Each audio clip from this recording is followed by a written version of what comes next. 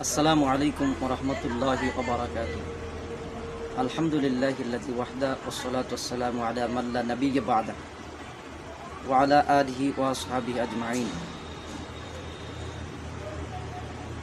আলহামদুলিল্লাহ, আল্লাহ সুবহানাহু ওয়া তাআলা তিনি জীবনে একবারের জন্য হলেও বাইতুল্লাহ জিয়ারতকে ফরজ করেছেন, অর্থাৎ হজ আল্লাহ পাক ফরজ করেছেন।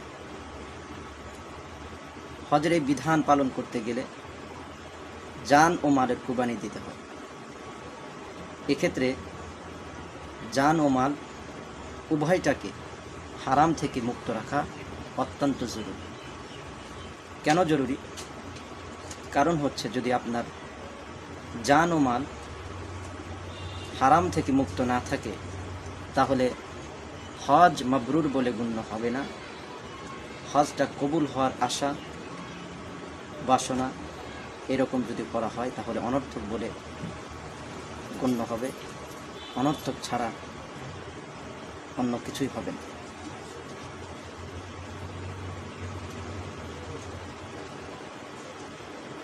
এই গুনাহ চাই ছোট হোক কিংবা বড় হোক না, সেটা গীবত, শিকায়াত, বদনজর, জিনা, ব্যভিচারী কিংবা ফটো উত্তোলন করার মতো নিকৃষ্টতম কাজ। প্রশ্ন হতে পারে, ফটো উত্তোলন করা এটা কি কোনো গুনাহের কাজ? জি হ্যাঁ, অবশ্যই গুনাহের কাজ। ফটো উত্তোলন করা শরীয়তের দৃষ্টিকোণ থেকে হারাম।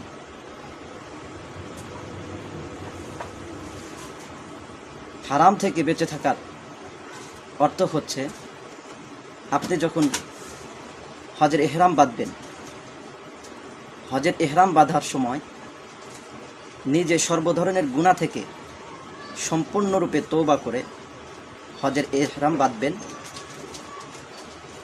এবং হজের ইহরাম বাঁধার পরে হজের বিধানগুলো পালন করাকালীন নিজেকে সব ধরনের গুনাহ থেকে বিরত রাখার চেষ্টা করবেন।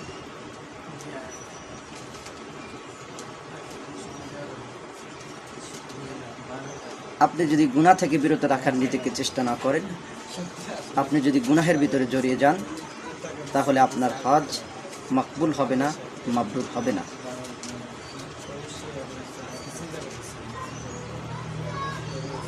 অনেক সময় দেখা যায় আমরা হজের ইহরাম বাঁধার পরে গুনাহের ভিতরে লিপ্ত হয়ে যাই। যেমন হজের ইহরাম বাঁধার সাথে সাথে বা বাঁধার পরে বা হজের বিধানগুলো পালন করাকালীন আমরা নিকৃষ্টতম একটা গুনাহ করে থাকি, তা হচ্ছে ফটো উত্তোলন করা।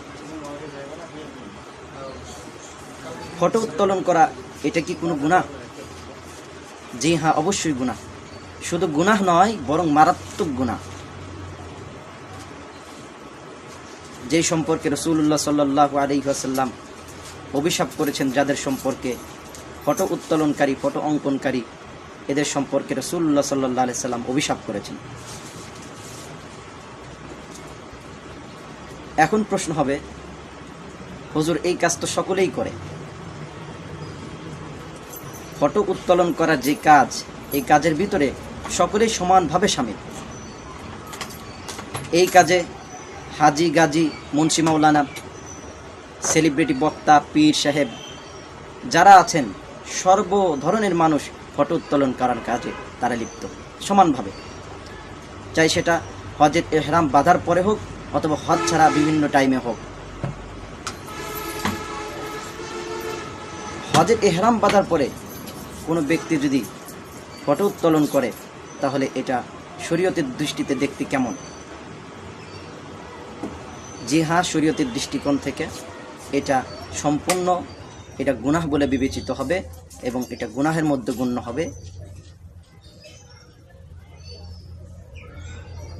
এই জায়গাতে আমাদেরকে চিন্তা করতে হবে অবশ্যই যে হজের ইহরাম বাঁধার পরে আমরা কোনো ধরনের গুনাহের ভিতরে লিপ্ত হব না, গুনার সাথে জড়িয়ে যাব না। এই কাজের ভিতরে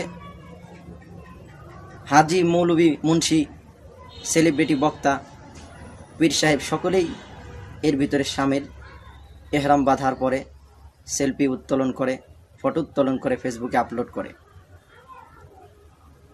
প্রশ্ন হবে, হুজুর সকলেই যেহেতু এই কাজের ভিতরে সমানভাবে শামিল, তাহলে এই কাজটা কেমন? সকলেই যেহেতু করে, বড় বড় পীর বুজুর্গ, বড় বড় বক্তা, সেলিব্রিটি, ইসলামিক স্কলার সকলেই করে থাকে, তাহলে হুজুর বিষয়টা কেমন দেখা যায়? এটা কি বৈধ বলে গণ্য হবে নাকি হবে না? জি হ্যাঁ, এটা বৈধ বলে গণ্য হবে না।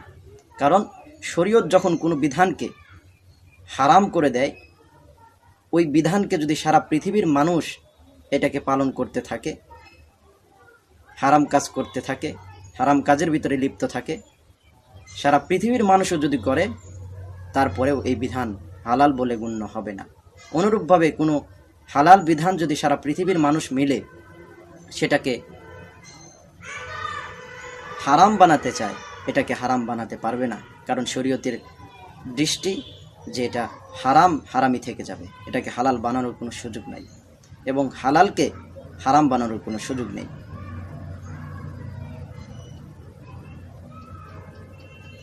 রাসূলুল্লাহ সাল্লাল্লাহু আলাইহি ওয়াসাল্লাম তিনি ফটো উত্তোলন করা বা ফটো অঙ্কন করার ক্ষেত্রে নবীজি সাল্লাল্লাহু আলাইহি ওয়াসাল্লামের অবস্থান কেমন ছিল? রাসূলুল্লাহ সাল্লাল্লাহু আলাইহি ওয়াসাল্লামের পক্ষ থেকে নিষেধাজ্ঞা কেমন ছিল? হাদিসে পাকের মধ্যে রাসূলুল্লাহ সাল্লাল্লাহু আলাইহি ওয়াসাল্লাম ইরশাদ করেন, আশাদ্দান নাসি আযাবান ইনদাল্লাহি ইয়াউমাল কিয়ামাতি আল মুসাউবিরুনা। কিয়ামতের ময়দানে সবচাইতে কঠিনতম শাস্তি যারা পাবে তারা হচ্ছে ফটো উত্তোলনকারী, ফটো অঙ্কনকারী। আল মুসাউবিরুনা এই শব্দটা মুতলাক, অর্থাৎ এই শব্দের ভিতরে ফটো অঙ্কনকারী এবং ফটো উঠানোওয়ালা, যে ব্যক্তি ফটো উঠাচ্ছে, সকলেই সমানভাবে শামিল। অন্য এক হাদিসের মধ্যে রাসূলুল্লাহ সাল্লাল্লাহু আলাইহি ওয়াসাল্লাম বলেন, ইন্না আশাদ্দান নাসি আযাবান ইয়াউমাল কিয়ামাতিল লাযিনা ইউযাহুনা বিখালকিল্লাহ। কিয়ামতের ময়দানে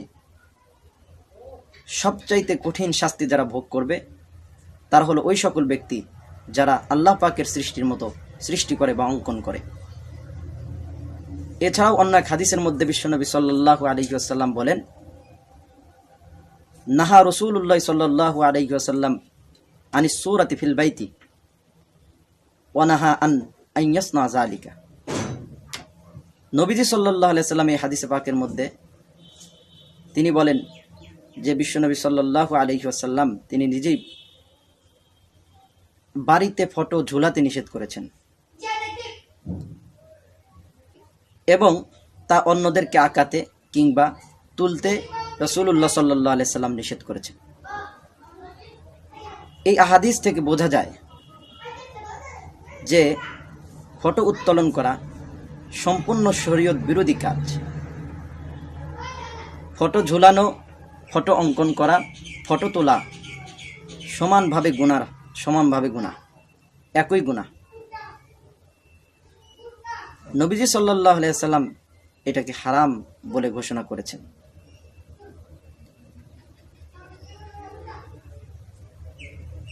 এখন এই হারাম যেই বিষয়টা, যেই কাজটা, এই কাজটা যদি সারা পৃথিবীর মানুষ, যে শ্রেণীর মানুষই হোক না কেন, চাই মাওলানা হোক, চাই সেলিব্রিটি হোক, বক্তা হোক, পীর সাহেব হোক, যে কেউ হোক না কেন, এই বিধানকে যদি তারা পালন করতে থাকে, অর্থাৎ হারামকে না মানে ফটো যদি উত্তোলন করতেই থাকে, তারপরে এটা হালাল হবে না। এখন যদি কোনো ব্যক্তি ইহরাম বাঁধার পরে রাসূলুল্লাহ সাল্লাল্লাহু আলাইহি ওয়াসাল্লাম যেই কাজ সম্পর্কে এত বড় ধুমকি, এত বড় বাণী রাসূলুল্লাহ বলে গেছেন, এমন নিকৃষ্টতম কাজ ইহরাম বাঁধার পরে যদি কোনো মানুষ করে, তাহলে সে তার ইহরাম এবং হজের যেই কর্মকাণ্ডগুলো, এই কর্মকাণ্ডগুলোকে শুরুতেই সে গুনাহের সাথে সংযুক্ত করে দিল। আর যেই কাজ আল্লাহ তাআলা এত বরকতময় করেছেন, ফজিলতপূর্ণ করেছেন, এই ফজিলতপূর্ণ কাজটাকে শুরু করলো সে গুনাহ দ্বারা যদি সে শুরু করে, তাহলে তার হজটা কবুল হবে কিভাবে, হজটা মাবরুর হবে কিভাবে? অথচ রাসূলুল্লাহ সাল্লাল্লাহু আলাইহি ওয়াসাল্লাম হজ্জে মাবরুর সম্পর্কে বিশ্বনবী সাল্লাল্লাহু আলাইহি সাল্লাম তিনি বলেছেন, আল হজ্জুল মাবরুর লাইসা লাহু জাযাউন ইল্লাল জান্নাহ। হজ্জে মাবরুরের প্রতিদান আল্লাহ তাআলা জান্নাত বরাদ্দ করে রেখেছেন। হজ্জে মাবরুর বা কবুল হজ এটা কাকে বলে, এই সম্পর্কে মতবিরোধ রয়েছে। উলামায়ে কেরামের একদল বলেছেন হজ্জে মাবরুর বলা হয় ওই হজকে যেই হজের ইহরাম বাঁধার পরে হজ করাকালীন হাজির থেকে কোনো ধরনের কোনো গুনাহ প্রকাশ পাবে না। কতক উলামায়ে কেরাম বলেছেন যে যেই হজের পরে বান্দা কোনো ধরনের কোনো গুনার ভিতরে লিপ্ত হবে না। কতক উলামায়ে কেরামগণ বলেছেন হজ্জে মাবরুর বলা হয় যেই হজ একমাত্র আল্লাহ পাকের রেজা, আল্লাহ পাকের সন্তুষ্টি, আল্লাহ পাককে খুশি করার জন্য করা হয়, সেই হজকে হজ্জে মাবরুর বলা হয়। হাসান বসরি রহমতুল্লাহ আলাইহি তিনি হজ্জে মাবরুর সম্পর্কে বলেছেন, হজ্জে মাবরুর বলা হয় ওই হজকে যেই হজ করার পরে হাজি তার দুনিয়া থেকে বিমুখতা আসে এবং আখিরাত মুখী হতে পারে, এই হজকে হজ্জে মাবরুর বলা হয়।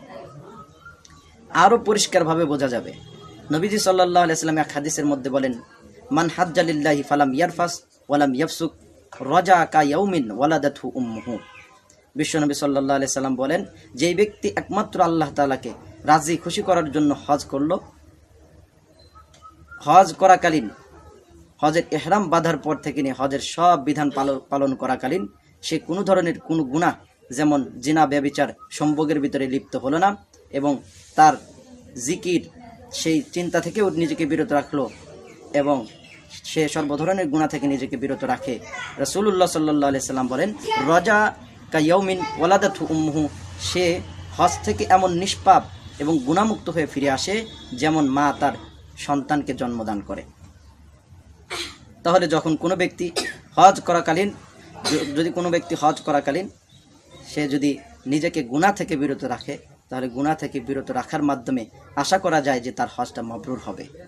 আর সে আশা করতে পারে যে আমার হজটা আল্লাহ পাকের কাছে কবুল হয়েছে, গুনাহমুক্ত যদি থাকে। কারণ রাসূলুল্লাহ বলেছেন হজ্জে মাবরুর এর বিনিময় হচ্ছে জান্নাত। এখন আমাদের মধ্যে থেকে যারা আমরা হজ পালন করতে যাই, আমরা ইহরাম বাঁধার পরে থেকে নিয়েই আমরা নিজেরা এমন কর্মকাণ্ডে লিপ্ত হই যেটা সবচাইতে নিকৃষ্টতম এবং ঘৃণিত। ফটো উত্তোলন করা সবচাইতে নিকৃষ্টতম কাজের মধ্যে থেকে একটা, এমন জঘন্যতম কাজ, নিকৃষ্টতম কাজ আমরা করতেছি সবচাইতে উত্তম জায়গায়। তাহলে আমরা কিভাবে চিন্তা করতে পারি যে আমাদের হজটা মাবরুর বলে বিবেচিত হবে? আমাদের বড় একটা গুনার পরেও এই হজ আমাদের জন্য নাজাতের উসিলা হবে, হজ আমাদেরকে একেবারে নিষ্পাপ করে দিবে, পূর্বের সব গুনাহগুলো ক্ষমা করে দিবে, মাফ হয়ে যাবে, মোচন হয়ে যাবে। এটাকে আশা করা যায়? কখনোই আশা করা যায় না। এই জন্য আমরা যারা হজের ইহরাম বাঁধবো, হজে যাব, অবশ্যই লক্ষ্য রাখবো যে আমরা হজের ইহরাম বাঁধার পরে অন্তত কোনো ধরনের কোনো গুনার ভিতরে লিপ্ত হব না। এই জন্য লিপ্ত হব না যাতে করে আমরা আমাদের হজকে আল্লাহ তাআলা হজ্জে মাবরুর হিসেবে কবুল করে নেন। সকলে এই বিষয়টা অবশ্যই খেয়াল রাখবো। আল্লাহ তাআলা আমাদের সকলকে হজের ইহরাম বাঁধার পরে ফটো উত্তোলনের মতো জঘন্যতম কাজ থেকে আমাদেরকে হেফাজত করুন। আসসালামু আলাইকুম ওয়া রাহমাতুল্লাহি ওয়া বারাকাতুহু।